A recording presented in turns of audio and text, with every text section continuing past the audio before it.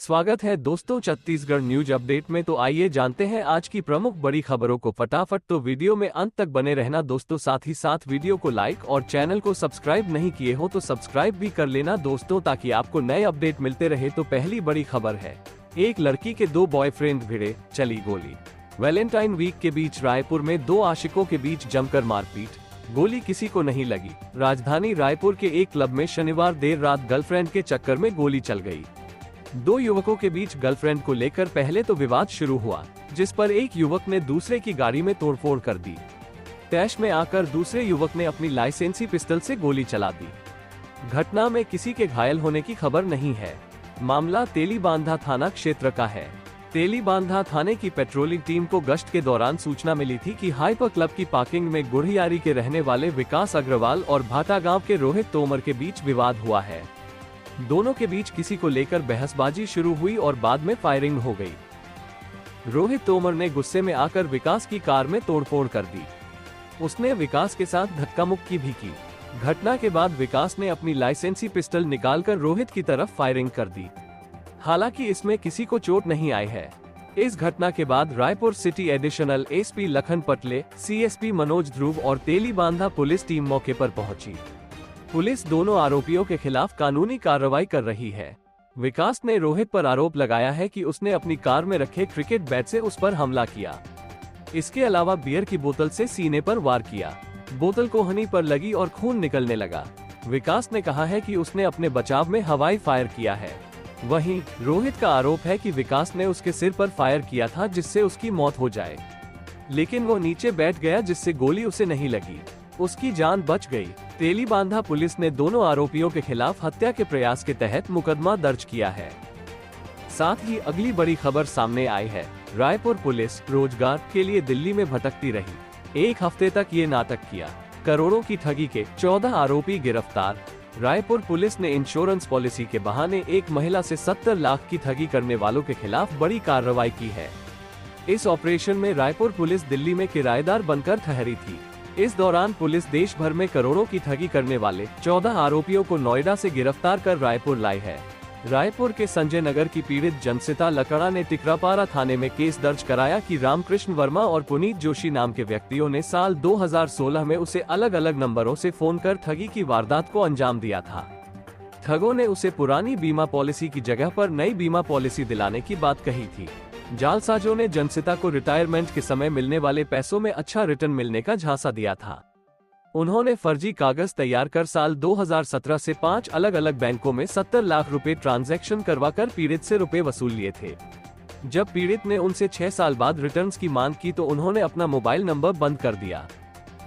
पीड़िता ने 6 साल बाद जब अपने जमा पैसे वापस मांगे तो ठगों ने टालमटोल कर पीड़िता से संपर्क खत्म कर दिया, जिसके बाद पीड़िता ने रायपुर एसएसपी से सारी बात कही। एसएसपी ने टिकरापारा पुलिस और एंटी क्राइम यूनिट के अफसरों को आरोपियों की खोजबीन कर गिरफ्तारी के निर्देश दिए, जिसके बाद रायपुर से पुलिस टीम को रवाना किया गया। रायपुर पुलिस टीम ने टेक्निकल मदद से पीड़िता के भेजे गए पैसों के बैंक अकाउंट और मोबाइल नंबरों की जाँच की। पुलिस को लोकेशन नोएडा की मिली। इसके बाद एंटी क्राइम यूनिट और पुलिस टीम के जवान किराएदार और बेरोजगार बनकर ठगों के पास नौकरी मांगने पहुंच गए। पुलिस चाहती थी कि ठगों के पैटर्न को समझकर उन्हें रंगे हाथ गिरफ्तार किया जाए। पुलिस लगातार एक हफ्ते तक ठगों और उनके कामकाज पर नजर रखती रही। पुलिस ने नोएडा की जिस बिल्डिंग पर दबिश दी, वहां पर आरोपी बेधड़क होकर कॉल सेंटर का एक बड़ा सेटअप चला रहे थे। पुलिस ने इस धोखाधड़ी के सिंडिकेट और गिरोह के 40 लोगों को नोटिस दिया है, जिसमें 25 महिलाएं भी शामिल है। पुलिस इन सभी की भूमिका की जांच कर रही है। इसी के साथ ही अगली बड़ी खबर सामने आई है, छत्तीसगढ़ में सिंगर की टुची करतूत। लाइव कॉन्सर्ट में आदित्य नारायण ने फैन को मारा और फिर मोबाइल छीनकर फेंका। दुर्ग भिलाई में लाइव कॉन्सर्ट के दौरान सिंगर आदित्य नारायण की टुची करतूत देखने को मिली है। इस दौरान सिंगर ने वीडियो बना रहे फैन के हाथ में माइक से मारा और फिर मोबाइल छीनकर फेंक दिया। सिंगर आदित्य नारायण की इस हरकत से फैंस में काफी नाराजगी देखने को मिली है। अब फोन फेंकने का वीडियो सोशल मीडिया पर तेजी से वायरल हो रहा है, जिसके बाद फैंस का गुस्सा फूट पड़ा है।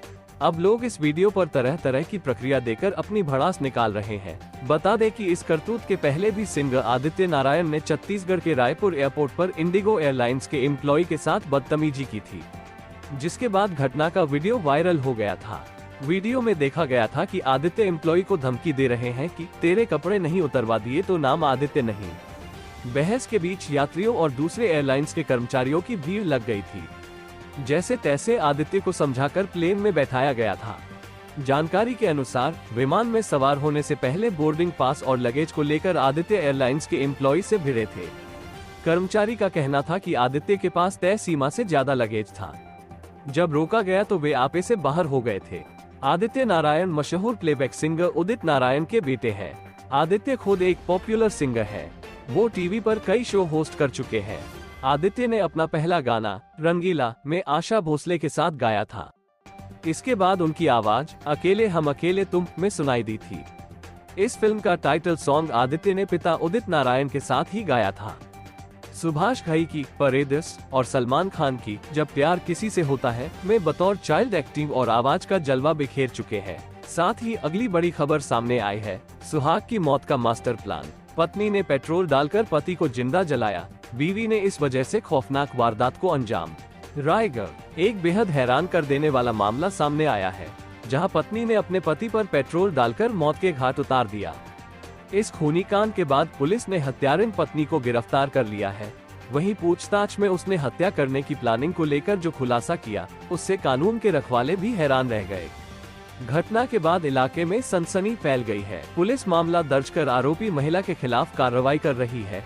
पूरा मामला लैलूंगा का बताया जा रहा है, जहां नए बन रहे मकान के अंदर पुलिस को एक युवक की अधजली लाश मिली थी।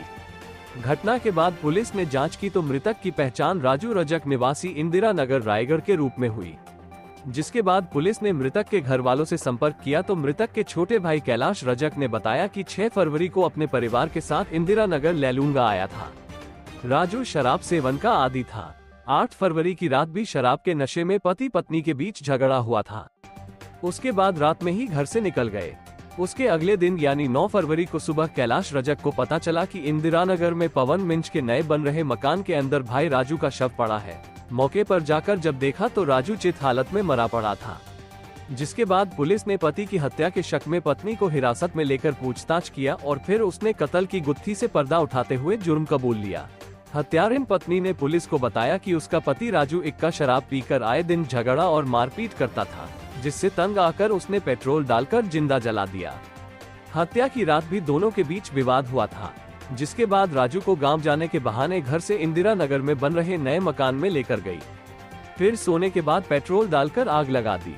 पुलिस ने गिरफ्तार कर न्यायिक रिमांड पर भेज दिया है। बने रहिए दोस्तों, साथ ही अगली बड़ी खबर सामने आई है। मांदर की थाप पर सीएम साय ने किया डांस। जशपुर में ढोल लटकाकर कलाकारों संग झूमे, कहा अपना अतीत नहीं भूले। छत्तीसगढ़ के जशपुर में मुख्यमंत्री विष्णुदेव साय मांदर की थाप पर जमकर थिरके। लोक कलाकारों को नृत्य करता देख वे खुद को रोक नहीं पाए। मंच से उठकर मांदर गले में डाल लिया और उसे बजाते हुए नाचने लगे। सीएम साय एक निजी चैनल के कार्यक्रम में पहुंचे थे। गृह ग्राम बगिया में हुए शनिवार रात हुए कार्यक्रम में आदिवासी लोक नर्तक आकर्षक वेशभूषा में मांदर की थाप पर थिरक रहे थे।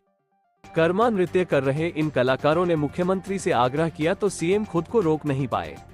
वे मंच पर पहुंच गए कलाकारों की तरह नाचने लगे। छत्तीसगढ़ में कर्मा नृत्य प्रसिद्ध है। यह आदिवासी समाज का प्रमुख नृत्य है। भादो मास की एकादशी को उपवास के बाद कर्म वृक्ष की शाखा को घर के आंगन या चौगान में रोपित किया जाता है। फिर नई फसल होने पर कुल देवता को अर्पित करने के बाद ही उपभोग किया जाता है।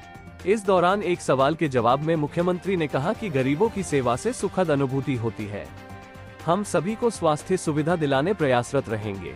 मुख्यमंत्री ने बताया कि जशपुर जिले के एक ट्रक ड्राइवर को पेट में ट्यूमर हो गया। उसका एम्स दिल्ली में इलाज कराया है। मुख्यमंत्री विष्णुदेव साय ने कहा कि वे अपने अतीत को भूले नहीं हैं। पक्का मकान होने पर पुराने मकान को तोड़ा नहीं है, उसे संजो कर रखा है। उन्होंने कहा कि पारिवारिक जिम्मेदारी के कारण खेल नहीं पाया, लेकिन हॉकी फुटबॉल खेला। उन्होंने कहा कि जशपुर में निशानेबाजी को प्राथमिकता दी जाएगी। मुख्यमंत्री साय ने कहा कि उनकी खेती में काफी दिलचस्पी है। इस बार हमने समर्थन मूल्य पर 144 लाख मीट्रिक टन धान की ऐतिहासिक खरीदी की है। किसानों को धान के मूल्य की अंतर राशि 917 रुपए प्रति क्विंटल के मान से जल्द दी जाएगी। खेती किसानी को बेहतर बनाने के लिए सिंचाई के साधनों का भरपूर उपयोग किया जाएगा। साथ ही अगली बड़ी खबर सामने आई है, लाश पेड़ के नीचे फेंक दिया हूँ, ले जाओ। कोंडागांव में गर्लफ्रेंड की हत्या। भाई से बोला आपकी बहन को इस दुनिया से विदा कर दिया। छत्तीसगढ़ के कोंडागांव जिले में एक युवक ने अपनी गर्लफ्रेंड का मर्डर कर दिया है। उसे शक था कि उन दोनों के बीच में किसी तीसरे की एंट्री हो गई है। उसकी गर्लफ्रेंड किसी अन्य युवक से बातचीत करती है, जिसके बाद उसने अपनी प्रेमिका का गला दबाकर मार दिया।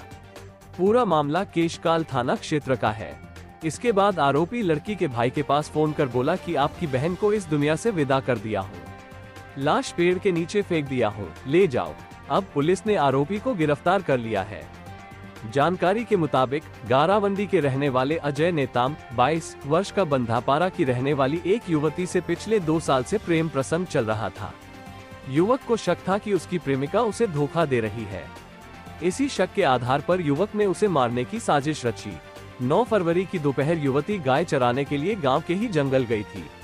युवक भी वहीं पहुंच गया था, जिसके बाद युवक ने पहले उसके साथ झगड़ा किया, फिर गला दबाकर उसका मर्डर कर दिया। हत्या के बाद उसके शव को कुछ दूरी पर लेकर गया, जहां एक पेड़ के नीचे फेंक दिया। जब युवती शाम तक घर नहीं लौटी तो परिजन उसे ढूंढने निकले। फिर युवक ने 10 फरवरी की सुबह करीब 4 बजे युवती के भाई के पास फोन किया। उससे बोला कि आपकी बहन को इस दुनिया से विदा कर दिया हूँ। लाश जंगल में पेड़ के पास पड़ी है, जिसके बाद परिजनों ने इस मामले की जानकारी फौरन पुलिस को दी। पुलिस और परिजन मौके पर पहुंचे, जहां से लाश बरामद की गई। शव को पोस्टमार्टम के लिए अस्पताल भिजवाया। पुलिस ने मामले की जांच शुरू की। पुलिस को पता चला कि आरोपी युवक कहीं भागने की प्लानिंग कर रहा है, जिसके बाद जवान उसके गांव पहुंचे और उसे पकड़कर लाया गया। आरोपी को कोर्ट में पेश किया गया, जहां से आरोपी को जेल भेज दिया गया है। साथ ही अगली बड़ी खबर सामने आई है। 8,000 की रेत प्रति ट्रक 25,000 में बिक रही। कांग्रेस बोली बीजेपी सरकार के संरक्षण में 3 गुना बड़े दाम, अधिकारियों को पीट रहे। छत्तीसगढ़ में रेत को लेकर संकट की स्थिति बनी हुई है।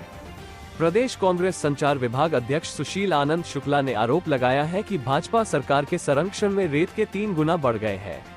उन्होंने कहा कि जो रेत 2 महीने पहले 8 से 9,000 रुपए ट्रक में बिक रही थी, वो अब 24 से 25,000 रुपए तक में बिक रही है।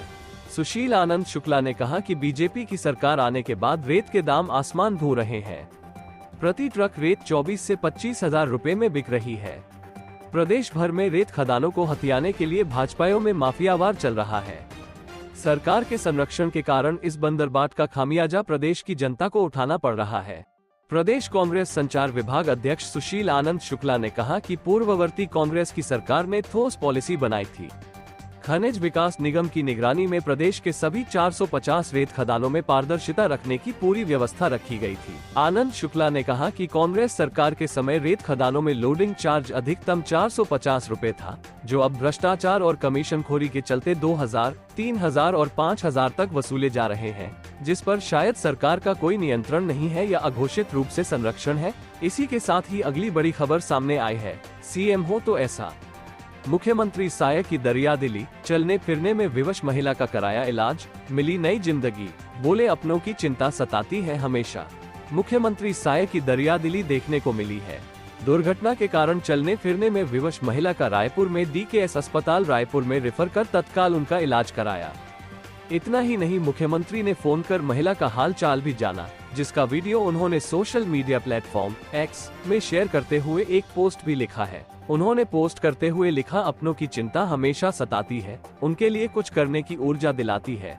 मेरे विधानसभा क्षेत्र कुनकुरी के गांव गोरिया की रहने वाली सुकांती बाई, जो कि आग दुर्घटना के कारण चलने फिरने में विवश थी, उन्हें बगिया जशपुर स्थित कार्यालय के माध्यम से इलाज के लिए एम्बुलेंस से DKS अस्पताल रायपुर में रेफर कर तत्काल उनका इलाज कराया गया। उनके दोनों पैरों की सर्जरी हो चुकी है। आशा है कि वे फिर से अब चलने फिरने लगेंगी। आज उनसे बात कर उनका हालचाल जाना। वे अब ठीक है। मैं उनके शीघ्र स्वास्थ्य लाभ की कामना करता हूँ।